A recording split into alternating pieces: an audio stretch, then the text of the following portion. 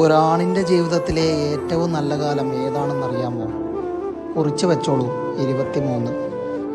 പാകതയെത്തിയ യുവാവാണെന്ന് സ്വയം തോന്നുന്ന 24-നും കൗമാരത്തിൻ്റെ അംശങ്ങൾ ബാക്കി നിൽക്കുന്ന 22-നും ഇടയിലെ അതേ 23.